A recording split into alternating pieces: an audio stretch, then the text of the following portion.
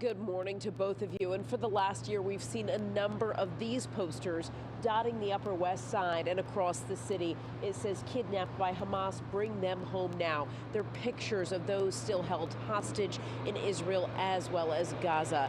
And there are a number of events today in New York, across the city, remembering what's happened over the last year, mourning, heartache, and the grief that this community has experienced.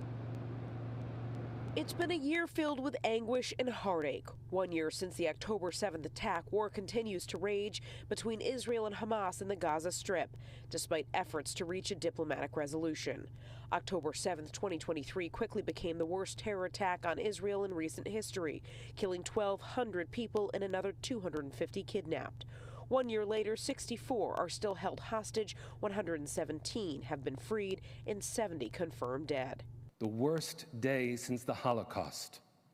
And if we were only measuring the acts of cruelty, in some ways comparable, and in certain cases, maybe even worse. And the ongoing dehumanization of our people has done nothing to dim our lights. This weekend, a number of events were held reflecting and remembering those lost, from Westchester to Long Island. The impact of it being a whole year is really striking.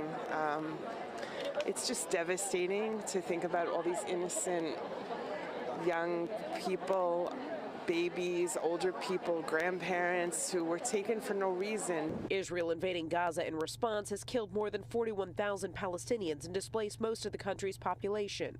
Here in New York, a rise in anti-Semitism. The climate is tense on college campuses like Columbia University, where they've changed security protocols in the wake of protests.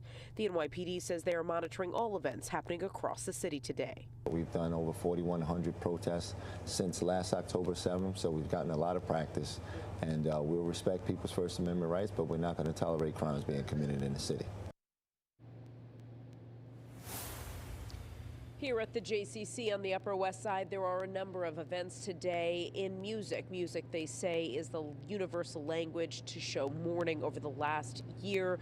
Just blocks away at Central Park at the Summer Showcase stage will be at a ceremony remembering those who were lost over the last year. The governor will be in attendance. That's at 6 p.m. tonight. At the same time in Union Square, another event with both sides of this conflict, remembering Israelis as well as Palestinians who've been lost over the last year, sharing stories from both sides of the communities, with a number of names being read who've been lost since October 7th, 2023. We're live on the Upper West Side. I'm Kala Rama, Pix 11 News.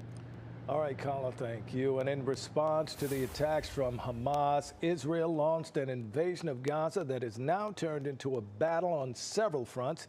We'll have a live report from Washington in just a few minutes on the escalating conflict with Hezbollah in Lebanon.